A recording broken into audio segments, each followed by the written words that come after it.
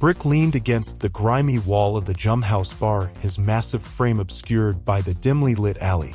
The sound of laughter and raucous music spilled from the bar's entrance, but Brick had no interest in the revelry inside. He was here for business, a simple package run, they had said. As he glanced at the time on his cybernetic wristwatch, the appointed hour drew near. Brick's reputation as a solo runner meant that Mr. Johnson had chosen him for a reason: reliability, discretion, and the ability to get the job done.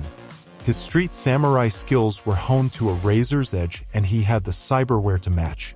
The message from Mr. Johnson had been cryptic as expected. All Brick knew was that the package was valuable, and the less he knew about it, the better. But in the shadows of the Redmond Barrens, where Brick had carved out his existence, things were rarely as simple as they seemed.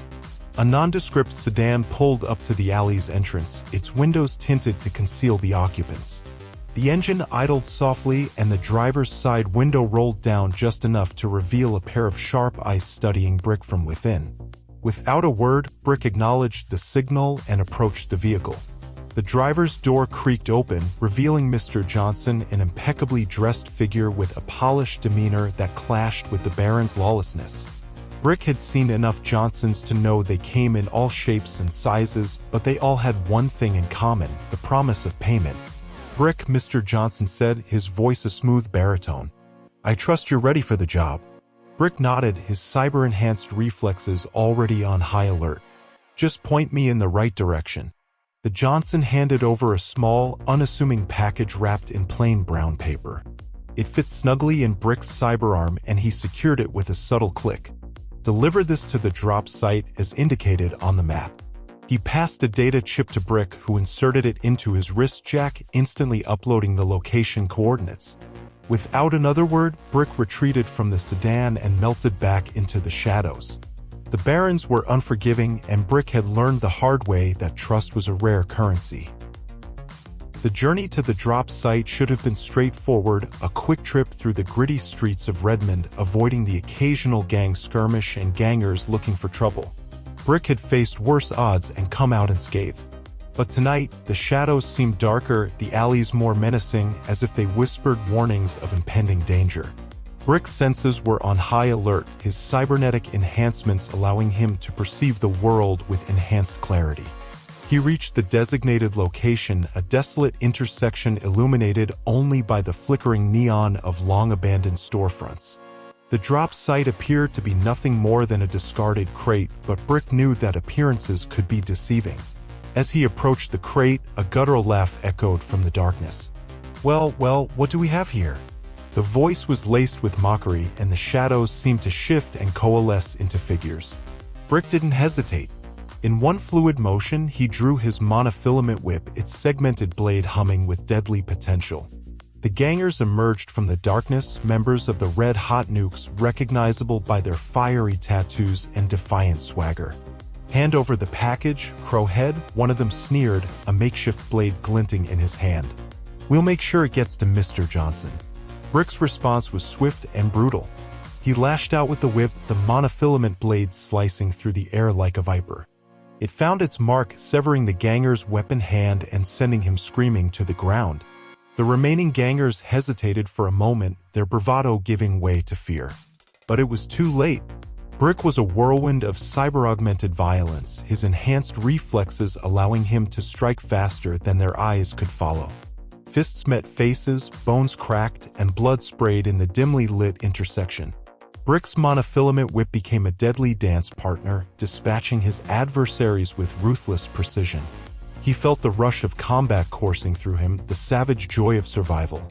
As the last ganger fell, groaning and broken, Brick stood in the midst of the carnage, his breath heavy and labored. The package was intact, the brown paper stained with the blood of his assailants. With the package secured and the Red Hot Nukes incapacitated, Brick knew he needed to move quickly.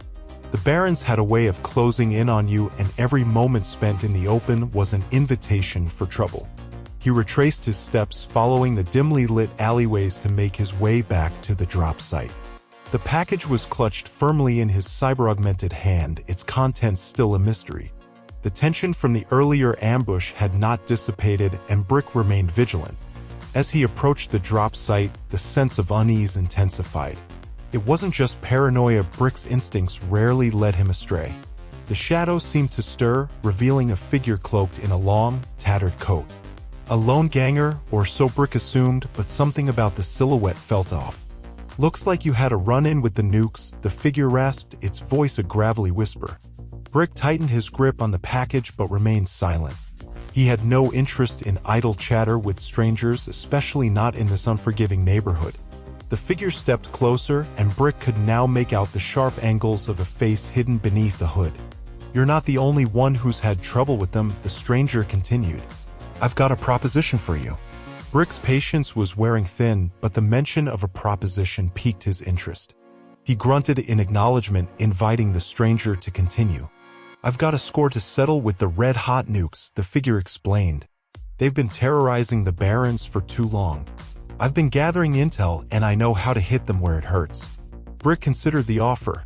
The red-hot nukes had proven themselves to be more than just a minor nuisance. Their ambushes were well-coordinated, suggesting a level of organization that went beyond common gang violence. If this stranger had information that could disrupt their operations, it could be valuable. "What's in it for me?"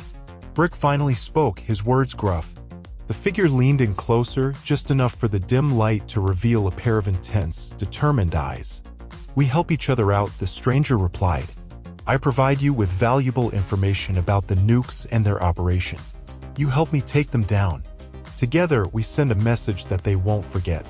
Brick weighed the offer in his mind. The Barrens were filled with predators, and alliances of convenience were not uncommon. But this felt different.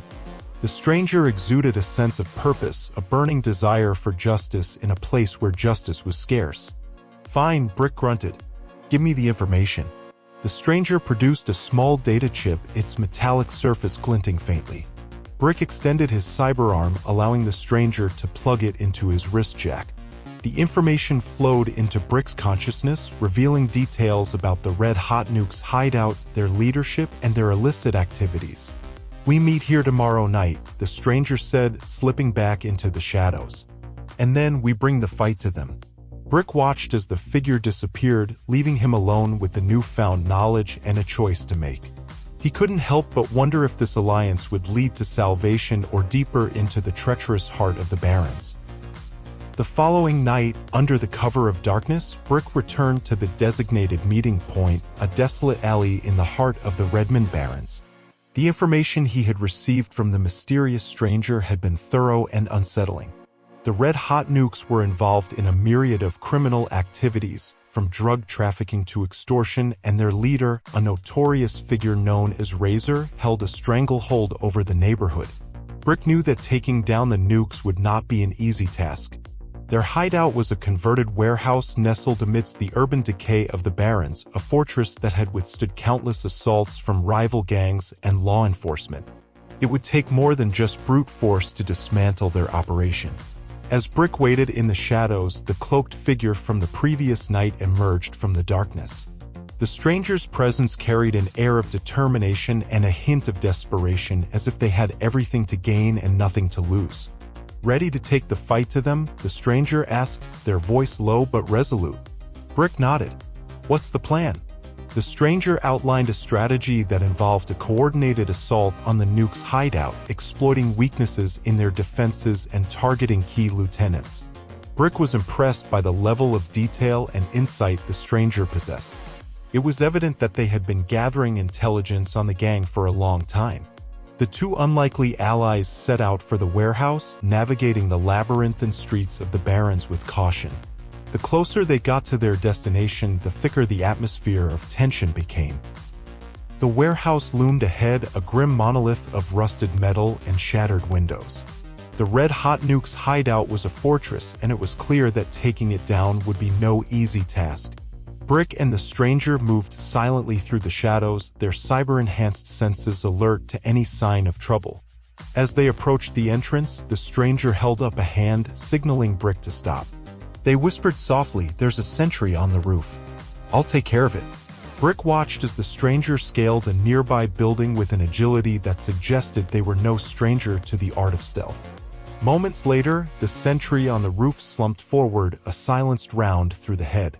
With the rooftop secured, they made their move. Brick led the charge through the warehouse's rear entrance, his cyberware-enhanced reflexes allowing him to breach the door with explosive force. The element of surprise was on their side as they stormed into the dimly lit interior. The nukes were caught off guard, their initial confusion turning into a chaotic firefight. Bullets whizzed through the air as Brick and the stranger advanced, systematically taking down the gang's enforcers. The stranger's accuracy with a silenced pistol was uncanny, and their movements were as fluid as a dancer's. Amidst the chaos, Razor, the gang's infamous leader, emerged from the shadows, his face a twisted mask of fury. He brandished a wickedly curved blade, a relic from a bygone era. It was clear that he would not go down without a fight. Brick and Razor clashed in a flurry of steel and cyber-enhanced strength. The street samurai's monofilament whip met the gang leader's blade with a resounding clang, sparks flying as the weapons clashed. It was a battle of raw power versus deadly finesse, and for every strike Brick made, Razor retaliated with precision and brutality. Meanwhile, the stranger engaged in a deadly dance of their own, trading bullets with the remaining nukes. It was a relentless firefight, and the odds seemed insurmountable. But Brick and the stranger fought with a determination born of necessity, a shared goal driving them forward. In the end, it was Brick who landed the decisive blow, his monofilament whip slicing through Razor's blade and finding its mark. With a guttural scream, the gang leader fell, defeated and bleeding. As the last of the red-hot nukes were subdued, Brick and the stranger stood amidst the wreckage of the warehouse. The battle had been brutal, and victory had come at a cost. They had dismantled the gang's operation, but the Barrens remained as unforgiving as ever. The stranger turned to Brick, their eyes reflecting a complex mix of emotions, gratitude, determination, and a hint of sadness. "I couldn't have done this without you," they admitted. Brick nodded, his cyberware-enhanced heart aching with the weight of their shared journey. Likewise, with the red-hot nukes defeated, the alliance between Brick and the stranger had served its purpose. They parted ways, each disappearing into the shadows of the Barrens, where the line between ally and adversary was as thin as a monofilament wire.